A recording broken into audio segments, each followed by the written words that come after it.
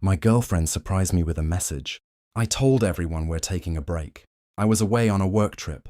When it came through, I responded, "Appreciate the notice." But later, when she noticed my updated relationship status on Facebook, right in the middle of her sister's wedding, she could hardly believe what she was seeing. My girlfriend surprised me with a message. I told everyone, "We're taking a break." I stared at the words blinking on my phone screen, sitting alone in a hotel room that smelled faintly of stale coffee and fear of missing out. My suitcase lay open, clothes still half folded, the hum of the air conditioner a low, impatient drone. Every laugh from the wedding across town, every selfie she'd already posted with her friends, felt like a strike I couldn't dodge. My chest tightened, not with anger, at least not yet, but with disbelief. She had announced our separation to the world while I was hundreds of miles away, oblivious, trusting. I could almost hear her voice in the background of the group chat, sharp, amused, proud. The betrayal wasn't loud. It was a whisper that cut deeper than any shout ever could. I've never been the loudest person in any room. Quiet, careful, precise, that's what people called me. I learned early that my opinions often went unheard, that my presence could be dismissed without consequence. Family gatherings, high school projects, even office meetings. People underestimated me because I didn't shout. I watched, I listened, I remembered. Patterns emerge when you pay attention. The smirks, the subtle exclusions, the small betrayals disguised as jokes. With her, I thought it would be different. She had a sharp wit, a magnetic confidence, the kind that drew everyone in. I admired it, I trusted it, I loved it. But admiration can be dangerous when it blinds you to the quiet erosion of respect. I often stayed late, handled tasks she overlooked, smoothed over conflicts she stirred, and never demanded recognition. I thought my patience, my steadiness meant something. Now, lying here with the glow of my phone illuminating my face, I realized I had been invisible in the one place I should have mattered most. She assumed she could control the narrative, announce our break, and I'd fade quietly. But patience has a limit, and I had already begun thinking in ways she would never anticipate. It wasn't just the message, it was every little moment that had stacked quietly, like dust on a shelf I never noticed until it thickened. The way she rolled her eyes when I offered advice, as if my words were invisible. The sighs when I suggested plans, soft but deliberate, like punctuation to underline my supposed incompetence. Even her laughs, tiny, sharp bursts at my expense in front of friends, left me smiling while my stomach knotted. I remember the last dinner before the trip. She leaned across the table, voice honeyed, complimenting her co-worker's initiative, while ignoring the hours I'd spent organizing the same project. The pauses she took when I spoke, letting her phone glow in her hand, pretending it was urgent. The subtle lift of an eyebrow, a tilt of the head, a quiet smirk, little knives, and I never flinched. Now, reading her text, I could replay every one of those moments like frames in slow motion. The disrespect had always been there, calibrated, measured, never explosive, never dramatic, just enough to make me doubt myself. And that made it worse. Because I wasn't the type to explode, she assumed I'd never retaliate. But patience, when stretched thin, can become something sharp, deliberate, almost beautiful in its precision. I closed the laptop and set my phone face down, the hum of the hotel room suddenly deafening. Enough. This wasn't about anger anymore. It was about clarity. All the subtle betrayals, the quiet dismissals, the carefully orchestrated disrespect. They weren't small.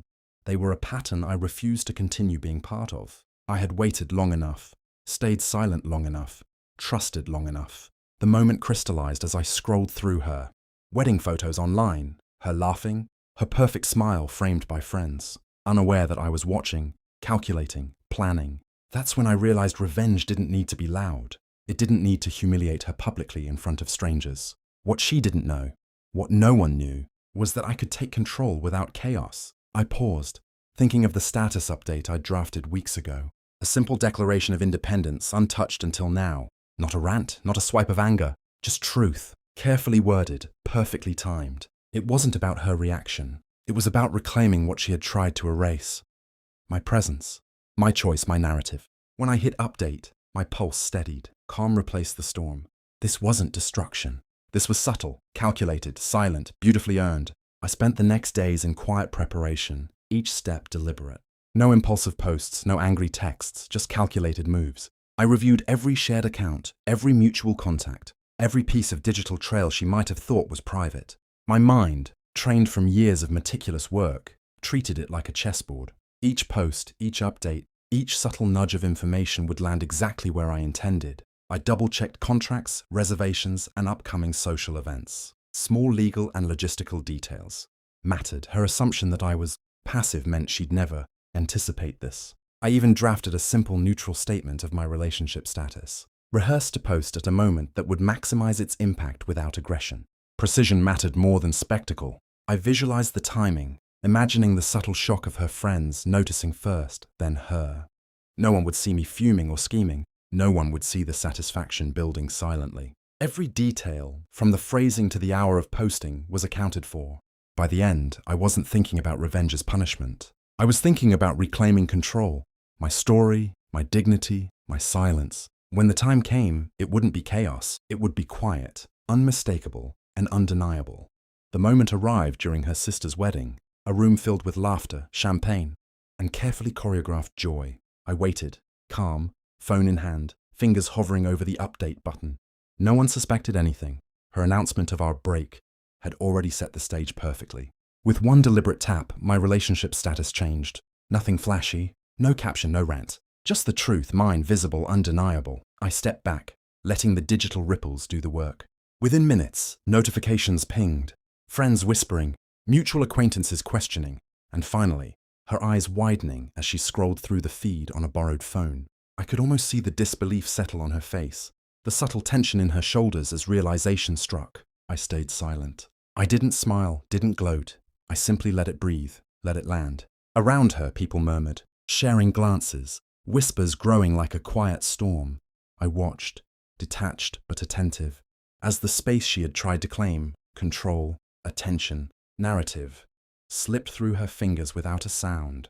It was a small, perfect justice, measured, precise, and entirely mine. No chaos, no spectacle, only the calm, quiet satisfaction of reclaiming what had always belonged to me. The room buzzed with subtle tension, almost imperceptible at first. Her friends exchanged glances, murmurs trailing behind polite smiles. Some tapped their phones, confirming what they'd just seen. Even her sister, the bride, paused mid-toast, noticing the shift in the air. The truth, so quietly delivered, rippled faster than any shouting match could have. She didn't confront me, at least not directly. Instead, I noticed the flicker of panic in her eyes, the small adjustments of posture, the way she fumbled over conversations that had previously rolled off her tongue with ease. Everyone else processed it slowly, piece by piece, like dominoes tipping over without any of us touching them. For me, it wasn't about public humiliation. It was about restoring balance, reclaiming the narrative she had tried to control. My reputation as the quiet one suddenly carried weight. My presence was noticed without a single raised voice. Self-worth isn't something given, it's something quietly affirmed, often in the moments others assume you won't act. For anyone watching, the lesson is clear. Respect can't be assumed, patience can't be taken for granted, and silence can be far more devastating than noise. Sometimes the smallest actions speak the loudest truths. After the wedding, the room emptied, leaving only echoes and whispered recollections. I walked away quietly, not to gloat, but because the act itself had been enough. There was a weight lifted, a burden I hadn't realized I'd been carrying for years. Patience, composure, and careful observation had turned into quiet power. I finally understood that respect, once denied, must be claimed with intention, not force. In the days that followed, I noticed subtle shifts everywhere. Friends who had overlooked me now asked my opinion. Colleagues treated my suggestions seriously. Even strangers recognized the calm confidence I carried, the kind that doesn't need to announce itself. It wasn't revenge in the traditional sense. It was reclamation of dignity, a voice of agency. Looking forward, I didn't need drama or spectacle to validate myself. I moved with purpose, aware of my worth, unconcerned with those who had underestimated me. Life continued, quieter, steadier, more controlled than ever.